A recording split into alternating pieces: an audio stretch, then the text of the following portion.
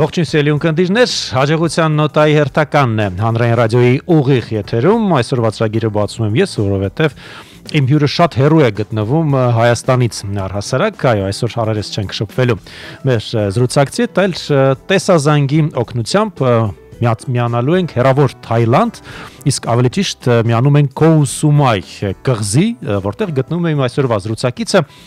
գործարար Վարդա Ավետիսյան, իսկ թե ինչպես է հայկինը հայտնվել հեռավոր Թայլանդի Քոու Սումայ կղզում եւ առհասարակ ինչ հետաքրքիր պատմություն ենք այսօր մեկ ներկայացնելու, որը կրում է նաեւ հայրենադարձության երանգներ, այդ ամեն առաջիկա ժամվա ընթացքում իսկ այս պոյնտ սիրով ուզում եմ ողջունել Վարդա Ավետիսյանին, բարի օր, ողջույններ Երևանից։ Ողջույն Տիգրան ջան։ Ահա, կարևորը ձեր ձայնը լսում եմ, ես տեսնում հրաշալի պատկեր ձեր մեջքի հետևում, Թայլանդ, հա, էկզոտիկ, այսպես հրաշալի մի վայր, իդեպ 3 ժամվա տարբերություն է Հայաստանի հետ ժամային տարբերությունը, համավարակի հետ կապված ինչպիսին է իրավիճակը Թայլանդում, նախ սկսենք դրանից, તો մենք այստեղ շարունակում ենք գրել դիմակներ, տեսնում եք նաև եթերում, ես դիմակով եմ, ձեզ մոտ այդտեղ ինչպես է իրավիճակը։ Այստեղ շատ մեղմ է, մեր բախտը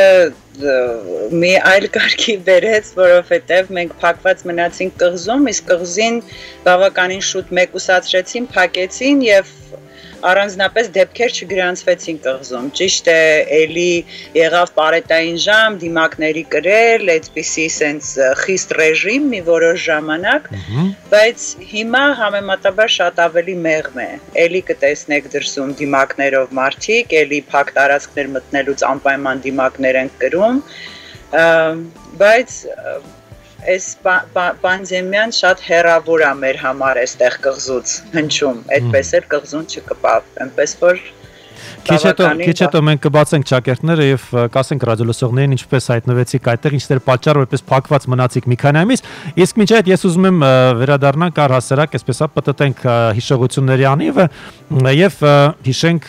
ծննդավայրը Երևանը, ինչպես դուք եք նշում, ունեցել եք շատ հարուստ մանկություն, լի բազմազան փորձություններով։ Խնդրեմ, որպեսզի նաև հիշեք ձեր ընտանիքը։ Այ ամենավառ հուշը պահպանված մանկությունից։ Մանկությունս իսկապես շատ վառ է ու շատ փորձություններով լի, Տիգրան ջան։ Չգիտեմ, ինձ ինչքան հիշում եմ, ես անընդհատ ինչ-որ բաներ էի ձեռնարկում, անընդհատ իմ շուրջը լի էր իմ հասակակիցներով ու մենք անընդհատ ինչ-որ պլաններ էինք մշակում։ Ես դա միշտ դա եմ հիշում, անընդհատ մանկությունը լի էր տարբեր ծրագրերով, տարբեր չարաճճիություններով։ Վարդա, ինչն էր պատճառը, որ անընդհատ դպրոցներ եք փոխում, տարբեր ուսումնական հաստատություններ, դա չարաճճիության հետ կապ ուներ, թե ոչ։ Չէ, բախտի բերումով այդպես ուղղակի ստացվեց, մայրս բավականին շուտ մահացավ, ես 10 տարեկան էի, երբ մահացավ մայրս, դրանից հետո իմ կյանքը շատ փոխվեց, մորս կյանքի օրոք կար մարդ, ով ամեն ձևով հոգ էր տանում իմ մասին եւ ես շատ չարաճճի երեխա էի, շատ ընդունակ էի, շատ լավ էի սովորում, բայց միևնույն ժամանակ ահավոր չար էի։ Մայրս տանում էր լավագույն դպրոց այն ժամանակ Խանջանի վրա 3-րդ դպրոցն էր մաթեմատիկական թեքումով, տանում էր տարբեր խմբակներ, լողի, դաշտնամուրի, պարի, մի խոսքով, այսպես Իսկ ես այն երեխան էի, որ այդ արանքում անպայման հասցնում էր էլի ինչ-որ չարաճճիություններ անել, անպայման հասցնում էր նաև ունենալ լիքը արկածներ, մորս մահից հետո կյանքս բավականաչափ փոխվեց, այդ 92 թվականն էր, առանց այդ էլ բավականին դժվար տարիներ էին, իսկ մենք կայարանում էինք ապրում, այսինքն էլ ինձ կենտրոն ոչ մեկը դպրոց չտարավ, դրանից հետո մանավանդ որ մայրս մահացավ եղբորս ունենալուց ծննդաբերության ժամանակ, այսինքն այդպես մնացինք ես, քույրս 6 տարեկան, ես 10 տարեկան եւ եղբայրս նորածին ու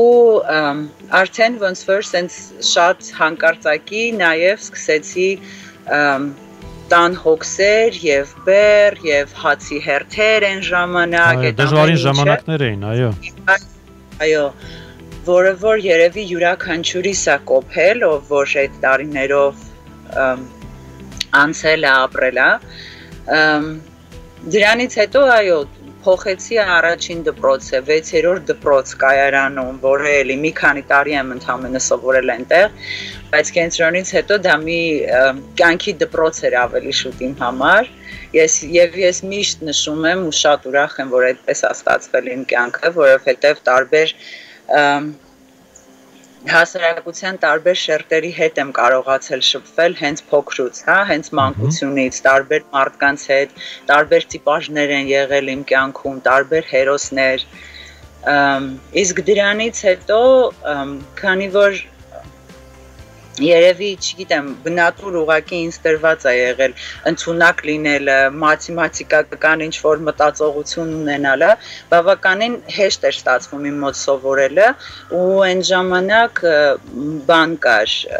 նոր այս քոլեջներն էին հիմնվում, վարժարանները և ես դիմեցի իմաստասեր վարժարան այն ժամանակ կոչվում էր մանկավարժական ինստիտուտում ու հենց առաջին տարին էր, որ բացվում էր ու ընդունվեցի շատ անհայտ։ Վարդա, բայց մաթեմատիկայի գծով չշարունակեցիք, այլ հակառակը ընտրեցիք հոգեբանության և սոցիոլոգիայի ֆակուլտետը Մայրբույի։ Ինչն էր պատճառը կամ ումով էր պայմանավորված այդ ընտրությունը։ Երևի հետաքրքրությունների հետ կապված, ես մեկ-մեկ փոշմանում եմ իմ այդ ընտրության համար, որովհետև հենց քոլեջում իմ դասախոսները շատ ուզում էին, որ ես շարունակեի մաթեմատիկայի գծով, բայց չշարունակեցի, որովհետև հենց այն ժամանակվանից էլ չլսող իմ ասացի, իմ հետաքրքրությունների հետևից ու սրտիս հետևից գնացող մարդ էի, ինձ համար շատ ավելի հետաքրքիր էր հասարակական գիտությունները, ինչ-որ հարցերի պատասխաններ ստանալը, հա, սոցիոլոգիան դրանով ինձ հետաքրքրեց։ Մանավանդ հատկապես ես շատ ուզում էի անգլերեն սովորեի, շատ ուզում էի ավելի սենց հումանիտար, ինչ-որ այն ժամանակվա համար ժամանակակից, հա, ինչ-որ բան արած լինեի և այդպես, ուղղակի, քանի որ առանձնապես խորհրդատու չունեի, ինքս իմ գլխու էի այն ժամանակ, որոշեցի, որ դա եմ ուզում։ Ինչով ձեզ գրավեց այդ ասպարեզը և ինչ սպասումներով գնացիք սոցիոլոգիայի ֆակուլտետ։ Պետական համալսարանը ինձ համար մի շատ սենց հեռավոր, երազելի ինչ-որ մի բան էր։ Մանավանդ այն տարիներին շատ էր ընդունված ասել է, որ եթե դու անտեր երեխա ես, եթե առանձնապես մեջք չունես, հնարավոր չի, որ դու կարողանաս ընդունվես համալսարան կամ անվճար ընդունվես համալսարան կամ նման ինչ-որ բաներ։ Դա ևս փորձություն էր, որ ես շատ ուզում էի հաղթահարած լինեի ու միշտ երազում էի, քանի որ դա էր Հայաստանում, հա, այն բարձրագույն ոնց որ ուսումնական հաստատությունը, որ կարող էի գնալ, ինքս իմ առաջ դրել էի հենց այդ նպատակը։ Շատ չէի էլ պատկերացնում առանձնապես, թե ինչ է իրանից ներկայացնում, հա, այսինքն ճիշտ չէի պատկերացնում, ինչ է իրանից ներկայացնում սոցիոլոգիա, հոգեբանություն, փիլիսոփայություն, բայց ինձ համար հետաքրքիր էր մտածելը, ինձ համար հետաքրքիր էր շատ հարցեր ունեի, շատ ակտիվ երիտասարդ էի, պատանի էի և շատ հարցեր ունեի, կյանքի վերաբերյալ, հասարակության կազմի վերաբերյալ, երևի այդ ամեն ինչը դրդեց, որ գնամ ավելի շատ այդ ուղղությամբ, քան մաթեմատիկայի ու ֆիզիկայի ուղղությամբ։ Իսկ այդ ստացած գիտելիքները այսօր բիզնեսում և կյանքում առհասարակ ձեզ օգնում են, գործածում եք։ Կարծում եմ, այո, ես մարդուն ավելի ամբողջական պատկեր եմ որպես տեսնում, միշտ էլ մարդու կյանքում իմ կարծիքով ցանկացած բանի մեջով, որ մարդն անցնում է, ցանկացած փորձությունների, գիտելիքների ստացած, հա, այդ ձևավորումը մարդու այդ փաթեթը ամբողջական, որը հետո ինքը սկսում է ռեալիզացնել, հա, այս կյանքում ու միանշանակ հաճախ ասենք բաներ, որ այն ժամանակ ուղակի սովորել ես, քննություն ես տվել, անցել, հա, հանկարծ ինչ-որ բան ես հիշում, սենց կարելի ասել, այո, փորձություններ, պետական համալսարանն էլ ինձ համար փորձություններ և հետո մարդը նաև մեծանում է հիասթափությունների արդյունքում, ես միշտ ասում եմ, համալսարանը ինձ համար երևի առաջին իմ ամենամեծ հիասթափությունն էր, երբ որ ես այդպես սենց շատ բանով մտածում էի, որ հեսա, հա, այն միջավայրն է, որտեղ որ դու կստանաս քո բոլոր հարցերի պատասխանները, այսինքն ես այսպես ինչ որ շատ ամերիկյան, եվրոպական ինչ-որ sense բան մթնոլորտ էի ավելի պատկերացնում, բայց այդպես չստացվեց։ Համալսարանը ոնց որ հերթական դպրոց լիներ էլի, մի քիչ ավելի քիչ հսկողությամբ, որտեղ որ դու մի քիչ ավելի ինքնուրույն ես, բայց իհարկե նաև շատ աննման դասախոսների, մասնագետների, պրոֆեսորների հետ ծանոթացրեց էլի հասարակության մի շերտի հետ, որը որ կայարանից դուրս եկած այդ անտեր ինքնուրույն աղջիկ երեխու համար այդ տարիներին շատ կարևոր էր, այնպես որ ես միշտ շնորհակալ եմ։ Վարդա, հասկացանք, թե ինչպիսին էր առհասարակ պատանեկությունը, մանկությունը, հիշեցինք Երևանյան կայարան թաղամասը եւ բուհն ավարտելուց հետո հոգեբանության եւ սոցիոլոգիայի ֆակուլտետը, ավարտել եք արդեն, երբ ստացաք առաջարկ, թե չեք ավարտել։ Բուհը չէի ավարտել, երկրորդ կուրսից, փոխանակման ծրագրով։ Կայարանցի աղջնակը հայտնվեց Ամերիկայի Միացյալ Նահանգների Չիկագո քաղաքում։ Ահա։ Դա էլի հրաշքով տեղի ունեցավ, ուղղակի իմ ընկերներից ուզում էին դիմեին փոխանակման ծրագրի։ Ես տենց ուղղակի իրանց հետ լինելու համար դիմեցի ու անցա ծրագիրը ու էլի հրաշքով այսպես շատ արկածներով հայտնվեցի նահանգներում, որովհետև իմ կյանքում այդ ժամանակ չկար, ես արդեն իսկ վաստակում էի բուհում Երևանում ու չկար այն մարդը, ով կկարողանար նույնիսկ տոմսը առնել, նահանգներ մեկնելու համար, բայց ինչպես միշտ իմ բախտը ամենավերջում բերում է, էլի տենց հրաշքով իմ հորաքրոջ տղաները այդպես տոմս առան ինձ համար ու ես հայտնվեցի նահանգներում, Իլինոյս նահանգում հայտնվեցի, Ուրբանա Շեմփեին քաղաքում, այդտեղ էր exchange ծրագիրը ու ունեցա էլի իմ կյանքի մի քանի շաբաթներ, որտեղ որ ես ուղղակի սնվեցի 2 հատ գաթայով, մինչև այսօր հիշում եմ ու հաղարցնի գաթաները ինձ շատ են հիշացնում այդ պատմությունը, որովհետև էլի առանց գումարի էի գնացել, չունեի ես գումար, բայց այնտեղ մտածում էի դե բաներ, փոքրիկ վաստակելու աղբյուր մեզ տալիս էին, ամեն ինչը կլինի, չէի մտածել երկար, որ կարող է հանկարծ դժվար լինի,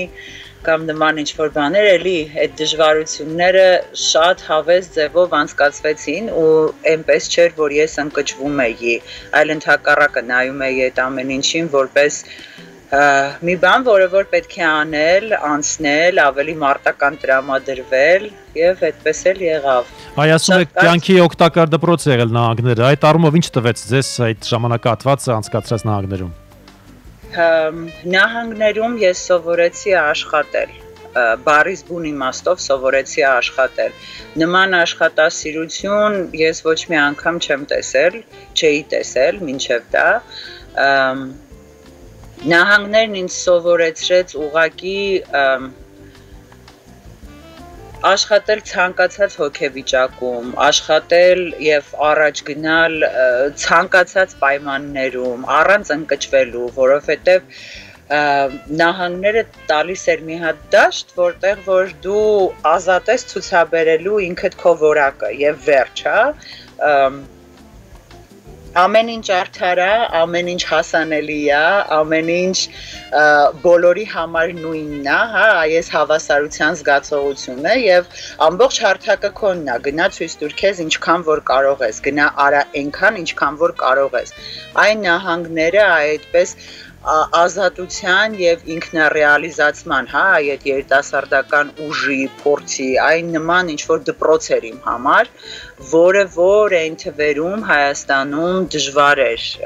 չկար համապատասխան հարթակ այն ժամանակ Հայաստանում։ Հիմա ես շատ եմ ուրախանում, որ երիտասարդների համար արդեն իսկ ձևավորվել է հարթակ Հայաստանում, որտեղ երիտասարդները կարող են սովորել, շփվել, աշխատել, վաստակել, կարող են ակտիվ կյանք վարել։ Իսկ 90-ականների վերջին, 2000-ականների սկզբին նման հարթակ Հայաստանում չկար։ Այնպես որ իմ նման ակտիվ երիտասարդի համար նահանգները ուղղակի անկրկնելի դպրոց էր, այդպես ինքս իմ ուժը տեսնելու, ինքս ինձ համար հենց, հա, իմ ներուժը փորձելու եւ տարբեր տեղեր սովորելու եւ աշխատելու։ Ես շատ քիչ էի քնում, հիշում եմ, աշխատում էի 3 տարբեր տեղեր, անում էի ամեն ինչ, որովհետեւ նաեւ մտածում էի նրա մասին, որ քույրս էլ նորմալ կրթություն ստանա, հա, եղբորս էի օգնում, մեր բանը մի քիչ դժվար էր Հայաստանում։ Վարդա, մոտ 9 տարի, թե 10, հա, անցկացրեցիք նահանգներում, բավականին մեծ ժամանակ։ Կարելի է ասել, 13 տարի, որ անընդհատ ապրել ենք նահանգներում, այնտեղ եկել, գնացել ենք Հայաստան, բայց արի ուտես, որ 2009-ին երբ եկաք Հայաստան, այստեղ մենք մոտենում ենք մեր պատմության հայրենադարձության նոտային, ինչպես դուք եք ասում, հանկարծակի եկաք այն գիտակցումից, որ պետք է վերադառնաք եւ պետք է շարունակեք ճանապարհ այստեղ Հայաստանում, թեև կային բազմաթիվ դռներ արդեն բացված, նաեւ աշխատանքային հնարավորություններ եւ հաջողություններ, որոնք անշուշտ հասել եք նահանգներում։ Այո։ Ինչպես այդ պահը հասունացավ։ Նահանգները ինչ որ պահի ուղակի վերջացավ ինձ համար։ Նահանգներին ես միշտ շատ շնորհակալ եմ ու Չիկագոն միշտ համարում եմ իմ երկրորդ տունը, շատ հարազատ է ինձ Չիկագոն եւ նահանգները, որտեղ որ ես այ հասայելի հաջողությունների ստացա կրթություն, ստացա այս կյանքի դպրոցը, աշխատել սովորեցի, հա, աշխատանքային էթիկան որտեղ որ ձեռք բերեցի, բայց ինչ որ մի պահի ես նույնիսկ ասեմ 2009-ին որ մենք վերադարձանք Հայաստան, ես Հայաստանի անունը առանձնապես լսել չէի ուզում, որովհետև շատ տենց ինչ որ լավ հուշեր չունեի Հայաստանի հետ կապված, այսինքն այն պատանեկության դառային ժամանակներից գնացած այդ հուշերն էր, իսկ նահանգների նկատմամբ շնորհակալության զգացողություն կար ավելի, բայց երբ 2009-ին ես ուղղակի ընկերուհուս հարսանիքներ, հիշում եմ առաջին անգամ ընտանիքով եկանք Հայաստան, եւ հենց այդ առաջին անգամը ես հասկացա, որ հոգուս խորքում ինչ-որ բան ունեմ այստեղ թողած, որը որ հենց այդպես թողածել մնացել է Հայաստանում ու ոչ մի անգամ չի վերանայվել նահանգներում, չի բացվել այդ ամեն ինչը նահանգներում։ Ու երբ որ այդ կարճ մեր առաջին այցից հետո վերադարձանք նահանգներ, ես ուղղակի հասկացա, որ ես էլ չեմ ապրելու նահանգներում, հասկացա, որ ես միշտ սրտիս հետևից գնացող մարդ եմ եղել ու հասկացա, որ իմ սիրտը թողած է Հայաստանում, այ մարդկային հարաբերությունները, շփումը, ծանոթությունները, շփման ձևը, սիրտ, հա, այդ հարաբերությունները եւ բացությունն ու անկեղծությունը, այդ ամեն ինչը ինձ շատ գրավեց Հայաստանում ու ես ուզեցա այդ ամեն ինչի մի մասը կազմեմ ես ու իմ ընտանիքը, իմ բալիկները մեծանան Հայաստանում։ Դրա համար 2010-ին ես չեմ հապաղում ոչ մի անգամ իմ որոշումներում, 2010-ին տեղափոխվեցինք, նո այսպես ասած, կիսատ տեղափոխվեցինք, հա, մասամբ փորձեցինք տեղափոխվել Հայաստան, Երևան, որը այդքան էլ լավ ավարտ ունեցավ, էլի հետ գնացինք Չիկագո։ Եվ այսպես կարելի ասել, որ 2013-ին արդեն, երբ որ ես հասկացա, որ չէ, էլ վերջ նահանգները ավարտվել է ինձ համար, 2013-ին այսպես շատ էլի պատահական կյանքի բերումով ես հայտնվեցի Դիլիջանում շատ կարճ գործի համար 2 ամսով, որից հետո ուղղակի Դիլիջանը իմ տունը դարձավ, նոր տունը, ընդունվեց որոշում հաշվի առնելով այնտեղ ինֆրաստրուկտուրայի փոփոխությունները եւ ես ուղղակի հավատացի, որ Դիլիջանը շատ լավ բնակավայր է լինելու իմ եւ իմ ընտանիքի համար, որովհետեւ դպրոց էր կառուցվում, միջազգային դպրոցի առաջին տարիներ, այբ դպրոցներ, կենտրոնական բանկներ, այսինքն հավատացի եմ ինֆրաստրուկտուրային, որը որ պլանավորվում էր Դիլիջանում։ Եվ մենք այդպես Չիկագոյից նահանգներից 2013-ին արդեն տեղափոխվեցինք, որ բալիկները դպրոց գնան այբ դպրոց։ Եվ շարունակելով մեր զրույցը թերթեցինք եւս մեկ էջ, Ամերիկայի Միացյալ Նահանգների էջը, ձեր աշխատանքային ուղու, եւ այստեղ երևի թե թերևս ամենակարևոր էջերից մեկը բացենք, երբ 2016-ին Դիլիջանում նախաձեռնեցիք կճուճ ռեստորանի հիմնումը, որը քիչ շատ կարճ ժամանակ անց դարձավ շատ պոպուլյար եւ կարելի ասել դարձավ Դիլիջանի այցեքարտերից մեկը։ Ինչպես ռիսկ արեցիք այ Ամերիկայում 13 տարի անցկացնելուց հետո այստեղ Հայաստանում հիմնել ձեր սեփական բիզնեսը։ Երբ 13-ին արդեն տեղափոխվել էի Դիլիջան, ես միշտ հավատում էի, որ Դիլիջանը կարիք ունի, հա, տարբեր ռեստորանների, հավատում էի, որ այսինքն չկար, հա, շուկայում չկար այն տեղը, որ ըստ արժանվույն ներկայացներ տեղանքի խոհանոցը, ըստ արժանվույն ներկայացներ հենց Դիլիջանս, որին ես ուղղակի սիրահարվեցի, հա, եւ արդեն մոտ տարի ու կես ապրելուց հետո Դիլիջանում ես գիտեի, որ ես ուզում եմ անպայման ունենամ իմ փոքրիկ սեփական ռեստորանը, նույնիսկ տանից տարբեր բաներ էի, պատվերներ էի տալիս, քեյթրինգ էի անում, իմ ծանոթների, ընկերների համար, հա, բաներ էի պատրաստում։ Վարդա, ես փորձում եմ կապը հասկանալ հոգեբանության եւ սոցիոլոգիայի ֆակուլտետի եւ խոհանոցի։ Պարզաբանեք։ Այստեղ բան բաց թողեցինք նահանգներում, երբ որ ես սովորում էի, ես ամբողջ ընթացքում աշխատել եմ ռեստորաններում, այսինքն 19 տարեկանից սկսած, ես երևի ամենալավը պրակտիկորեն, հա, իմ ձեռքերով կատարած աշխատանքով հասկացել եմ ռեստորանային բիզնեսը, որովհետև որպես ուսանող էլ աման եմ լվացել, էլ կասայի վրա աշխատել, սենդվիչներ սարքել, մատուցել, հա, իսկ հետո արդեն ուղղակի ես ստացա առաջարկ այնտեղ, որից որ չկարողացա հրաժարվեմ, հա, արդեն մենեջ անել ռեստորան, կառավարել, խոհանոց ղեկավարել, ու ես հասկացա, որ ես ամենալավը դա եմ կարողանում իրականում անել, այսինքն կա որոշակի կրթություն, տեսական կրթություն, բայց որը ոչ մի անգամ պրակտիկայի չի իրականացվել պրակտիկայում եւ կա, ասենք, գործ, որ ես հենց երիտասարդ ժամանակվանից արել եմ, որ ավելի լավ գիտեի ու որ իսկապես ես ինքս էլ զարմացա, որ շատ հոգեհարազատ է իմ համար։ Դրա համար էլ ռեստորաններ հենց, որովհետեւ ես ուղղակի ամենալավն եմ դա կարողանում անել։ Երևի հենց այդպես ուտելիքի հետ խաղալը, ուտելիքը նորովի ներկայացնելը, ավելի գեղեցիկ ներկայացնելը, ավելի ստեղծագործ ներկայացնելը։ Այ այստեղ ստեղծագործի եւ այդ գաղափարի մասին եմ ուզում խոսենք, իսկապես ուտելիքը նորովի ներկայացնելը դա արվեստ է եւ մեծ գաղափար է դրված նույն կճուճի մեջ, սկսած անվանումը, մատուցումը, մի հետարքիր այսպես մշակութային անկյուն ունեցավ Դիլիջանը այդ առումով, այնուհետև իհարկե ցանցը ընդլայնվեց, հաղարձինում բացվեց գաթան, լոշը, թավան, այնուհետև Իջևանի կճուճը, այսպես կարելի երկար խոսել, ես ու մի փոքր գաղափարի ստեղծագործական այն մոտեցման մասին խոսել, սա կարծում եմ նահանգները այստեղ իր դերը չի խաղացել, սա արդեն ձեր մարդ տեսակը եւ նաեւ ինչ որտեղ հոգեբանությունն է դեր խաղացել։ Ես շատ սիրում եմ ստեղծագործել, ոգեշնչվել, հա, տեղանքից եւ ստեղծագործել։ Երևի ցանկացած գործ, որ ես անում եմ, եթե ինձ դուր չգա, եթե դա չլինի ինչ-որ իմը, ինչ-որ չափով իմ ստեղծագործությունը, ես դա ուղղակի չեմ անի։ Այդպես շատ միշտ էլ ունեցել եմ շատ մաքսիմալիստ այդպիսի բնավորություն, նույնիսկ մանկուց, հա, նույնիսկ շարադրություններ գրելուց, եթե միտքը չգար, ես չէի գրի, ուղղակի ավելի լավ էր ես երկու ստանայի, բայց շարադրությունը եթե միտքը գար, եթե ոգեշնչվեի, հաստատ կլիներ, ասենք, ինչ-որ գեղարվեստական գործ, ասենք, այն նման ինչ-որ։ Այդ ներշնչանքի աղբյուրը այնուամենայնիվ արմատներն էին, հայրենիքներ, հողներ։ Այո, ներշնչանքի աղբյուրը պարզ փուռն էր։ Ես շատ զարմացա, որ Դիլիջանում, ընդհանրապես Հայաստանի հյուսիսում թոնիր ասածը չկա, որ մարդիկ միշտ օգտագործել են փուռ, հա, եւ ես շատ ցավում էի ու զարմանում էի, առաջին հերթին հենց զարմանում էի, ինչի համար փուռը ներկայացված չի, հա,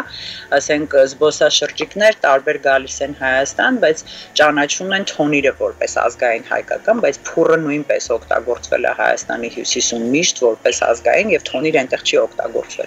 Եվ ճաշատեսակները, որ փռից դուրս են գալիս, հացը, որ փռից դուրս է գալիս, բոլոր թխուկները, որ պատրաստվում են թփռում, այսինքն եթե կա մեկ ուրիշ մեթոդ եփելու, ուտելիքը նույնպես տարբերվում է, հա, մյուս տարածաշրջաններից։ կճուճը շատ անմեղ գաղափար ուներ, հա, իր հետևում, ոնց որ ես sense ինչ որ մեծ ակնկալիքներ չունեի, մանավանդ որ 4 կողմից ասում էին, դե Դիլիջանում ինչ ռեստորան, Դիլիջանում բոլորը գնում են իրանք ձեռքով խորոված են անում, պիկնիկ են անում, կամ գնում են համապատասխան բիսեդկաներ կամ համապատասխան սննդի օբյեկտներ, որ մինչև հիմա էլ կան, հա, ավելի ավանդական, ասում էին ռեստորանը չի աշխատի, բայց ես ինձ շատ փոքրիկ գաղափար ունեի, որ ուղղակի փոքրիկ տարածքում ներկայացնել փուրը որպես եփման մեթոդ, հա, նոր մեթոդ ցույց տալ մարդկանց, որ այսպես էլ կարելի է փռի մեջի հացը, փռի մեջի թխուկները եւ նաեւ ճաշեր պատրաստել փռում։ Իսկ փռում ինչպես ենք ճաշեր պատրաստելու։ Փռում պետքա օգտագործենք կամ կավը կամ երկաթը, չուգունը, հա։ Այո։ Եվ կավի գաղափարը հաղթեց։ Հենց ամենասկզբից այդ երկուսը կռվում էին իրար հետ, կավ թե չուգուն, հա, ու ես էլ որ շատ մաթեմատիկական կոնցեպտի մարդ եմ, այդ դրանցից մեկը պետք է ընտրեի անպայման, ու կճուճը հաղթեց, որովհետև ես շատ սիրում եմ երկար եփվող, կոմպլեքս, այսպիսի ուտեստներ, հա, որոնք որ երկար են պատրաստվում եւ այդ ամբողջ համերը ոնց որ նոր բան է ստեղծվում այդ ամեն ինչի խառնուրդից, հա, եւ կճուճի գաղափարը հաղթեց ու շատ երկար մտածում էինք, բա ինչ անվանենք, հենց ասացի իսկ ինչի՞ չէ, ուղակի կճուճ, սկզբում սաղ ասում էին, որ մարդկանց համար դժվար է լինելու արտասանելը բան, բայց բոլորն էլ սիրեցին։ Կարելի ասել հաջողեցիք եւ այն աստիճանի, որ արդեն բացվեցին մասնաճյուղեր նաեւ Հաղարծինում, Իջևանում, Հայաստանում առհասարակ բիզնեսում հաջողության հասնելու ձեր գաղտնիքը։ Ես չեմ կարող առանձնացնել Հայաստանը, իմ կարծիքով հաջողության հասնելու գաղտնիքը այն նրանից է, որ այնինչ անում ես գա քո սրտից, անպայման քո սրտից գա, քո ներսից գա։ Եթե ինքը լինի այդպես պահանջի նման ինչ-որ մի բան, որ կախված չլինի, հա, դու հենց քո առաջ խնդիր չդնես, որ ուզում եմ հաջողության հասնել, ոնց որ մեր համար եղավ կճուճի, հա, դեպքում։ Ուղղակի կար գաղափար, այնքան սիրուն, այնքան լավ, ներսից եկող sense գաղափար կար ստեղծագործական, որ ուղղակի դու ուզում ես դա արած լինես, ու կապ չունի թե կասեն հա, թե չէ, պատկերացրեցիք ինչի նկատի ունեմ, այսինքն անել գործ, որը որ գալիս է ներսից, ոչ թե գործ ինչ-որ բանի համար, հա, անել գործ, որ սեր սփռես, լավ անես, օգուտ տաս, հա, մտածում ես, որ սիրում ես այդ գաղափարը, ուզում ես կիսես մյուսների հետ։ Առաջին հերթին դա, երկրորդը այդ օգտակարության գաղափարը, ես չեմ կարծում, որ երբևէ կկարողանամ զբաղվել ինչ-որ գործով, որը որ օգտակար չլինի մարդկությանը, որովհետև իմ կարծիքով դա շատ կարևոր է գործարարի համար, որ ինքը տեսնի եւ ինքն էլ ոգեշնչվի նրանից, որ ինքը օգուտ է բերում մարդկությանը ուղղակի, մարդուն տալիս է լավ պահեր, օգտակար ինչ-որ բան, կենսական ինչ-որ մի բան, հա, դա է շատ կարևոր։ Եվ կարևորը այդ ամեն ինչը անել յուրովի, կրկնօրինակները այնքան շատ են մեր կյանքում, մենք բոլորս հոգնել ենք այդ ամեն ինչից, յուրովի անել դա նշանակում է մրցակից չունենալ ուղղակի, յուրովի ինչ-որ մի բան քո տեսանկյունից ներկայացնել, այդ արդեն նշանակում է, եթե դա սիրվեց, դու շահեցիր, միանշանակ շահեցիր, որովհետև երկրորդ նմանը չկա ու չի կարող լինել, որովհետև դա հենց գալիս է քո սրտից, քո հոգուց եւ քո սեփական ստեղծագործությունն է, հա։ Եվ իհարկե այդ ամեն ինչը անել նորից, բաց սրտով, սիրով, անընդհատ նվիրելով, որովհետև ես հավատում եմ, որ այս կյանքը փոխանակության նման ինչ-որ մի բան է, հա, մենք տալիս ենք, վերցնում ենք, ինչքան շատ տանք սեր, էներգիա, լավը դեպի դուրս, հա, այդքան ավելի լավ կլինեն մեր գործերը։ Այդպես։ Փորձելով անալիզի ենթարկել ձեր անցած ճանապարհը, այդ տեսեք Երևանում ծնված կայրանցի աղջնակը, ով բախտի բերմամբ հայտնվեց Ամերիկայի Միացյալ Նահանգներում, անցնելով մի մեծ այսպես է կյանքի դպրոց, այնուհետև գալով հայրենադարձվելով եւ հաջողությունների հասնելով բիզնեսում հայրենիքում, այստեղ Դիլիջանում, Եվ ինչպես դուք ձեր խոսքում բազմիցս նշեցիք, այ դուք սրտի ետևից, սրտի թելադրանքի ետևից գնացող ազնվորություն եք, դուք մաքսիմալիստ եք։ Բայց այնուամենայնիվ այ հաջողության հիմքում առհասարակ եւ այդ ձեր կյանքը ինչ է, պատահականությունների արդյունք է, թե ճիշտ ժամանակին ճիշտ տեղում հայտնվելու արդյունք, թե գուցե եւ ձեր պրպտող եւ մաքսիմալիստ տեսակն է այստեղ խոսում։ Այ հետեւությունները եւ առհասարակ վերլուծությունը թողնում եմ ձեզ։ Որն է այնուամենայնիվ կարեւորը ձեզ համար։ Ես պատահականությունների չեմ հավատում, Տիգրան ջան, իմ կարծիքով յուրաքանչյուր մարդ ունի իր ուղին ինքնակերտում եւ դա բազմիցս ես ինքս իմ համար համոզվել եմ եւ երևի բախտավոր եմ եղել հենց նրանով, որ ամենավաղ մանկությունից հասկացել եմ, որ ես եմ իմ գլխի տերը։ Բայց լսել սրտի թելադրանքին։ Այո, դե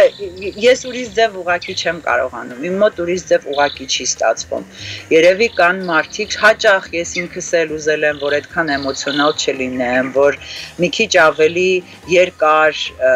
գցեմ, բռնեմ, դատեմ, ծանրութ թեթև անեմ, բայց իմ մոտ դա երբեք չի ստացվել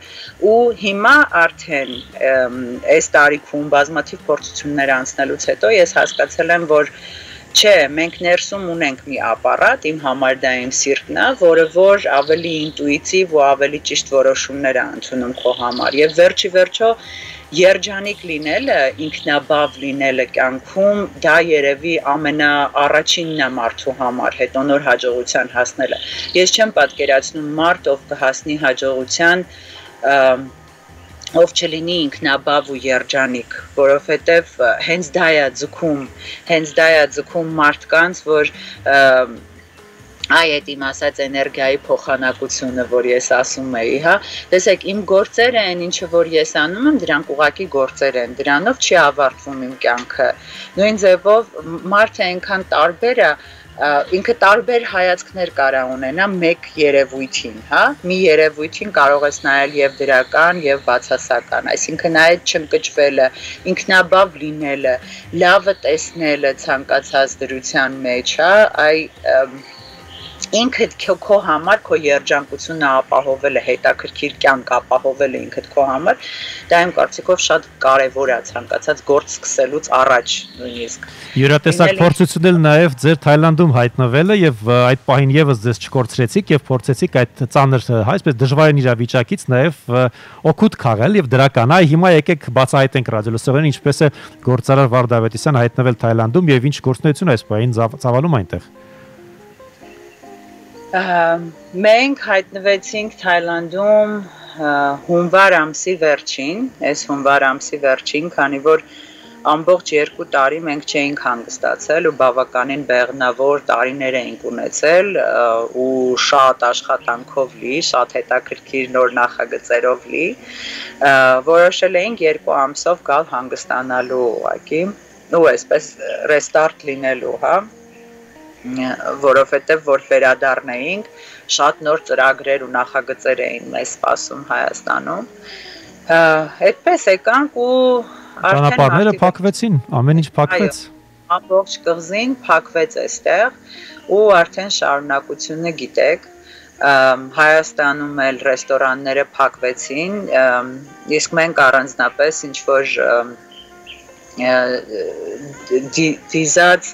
բաներ չունեինք, հա, ֆինանսներ չունեինք, մեր բոլոր ֆինանսները, քանի որ այսպես արագ աճել ենք, բոլոր ֆինանսները, ինչ աշխատել ենք, ամբողջը ներդրել ենք մեր նոր նախագծերի մեջ, եւ այսպես շատ հանկարծակի եկանք, որ կյանքը չէր տրվում մեր պլաններին էլ, եւ անհրաժեշտություն եղավ վաստակելու, իսկապես անհրաժեշտություն եղավ վաստակելու, ու այստեղ ոնց որ էլի հերթական փորձություններ մեզ համար, ես բազմիցս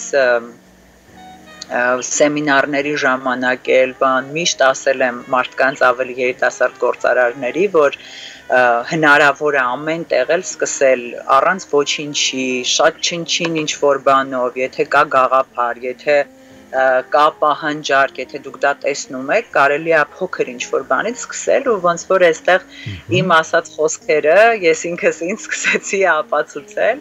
Շատ արագ կողմնորոշվեցինք, զբոսաշրջիկների մի զգալի խումբ մնացել էր առանց սնունդ, քանի որ ռեստորանները փակվել էին այստեղ եւ մենակ առաքում էր իրականացվում, իսկ հյուրանոցներում ապրող զբոսաշրջիկները ու մենք էլ այդտեղ մի խմբի հետ էինք, ովքեր մեծամասամբ վեգան էին, հա, բուսակեր, վեգան խումբեր ու իրանց համար շատ դժվար էր ուտելիք հայթայթելը Եվ մենք ուղղակի վարձեցինք տուն, որը որ ուներ լավ խոհանոց եւ սկսեցինք պատրաստել ուտելիք Շատ պարզ, սկսեցինք պատրաստել ուտելիք, իմ համար էլ դա մի երանություն էր, որովհետև ինչ եկել էի Թայլանդ, այստեղ աչքս մնում էր այստեղի մթերքի վրա, շատ հետաքրքիր եւ տարբեր բանջարեղեններ եւ մրգեր ունեն այստեղ,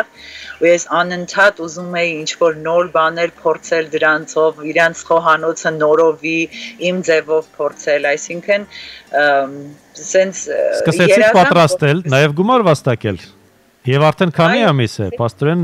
4, 3-4 ամիս է արդեն։ Չէ, Տիգրան ջան, դադարեցրել ենք հիմա։ Ուրեմն 2 ամիս եփեցինք, թափեցինք բավականին լավ առաքում իրագործեցինք եւ արդեն ունեինք մեր ամենօրյա հաճախորդին, մեր ամենօրյա պատվերները, հա, հրապարակում էինք մենյուն, վերցնում էինք պատվերները եւ առաքվում էինք օրվա մեջ մեկ անգամ կամ երկու անգամ առաքման ժամեր ու տեղեր ունեինք, կսում որտեղ որ առաքվում էինք։ Բայց քանի որ արդեն կղզին դատարկ է, այս 2 ամիս է համարյա սպառողներ չկան։ Ես ուզում ձեզ շուտապույտ վերադարձ մաղթել դեպի Հայաստան եւ նորանոր հաջողություններ բիզնեսի դաշտում։ Շնորհակալ եմ այսօրվա զրույցի համար։ Ես էլ եմ շնորհակալ։ Շնորհակալ եմ։ Կհանդիպենք, մինչ նոր հանդիպում։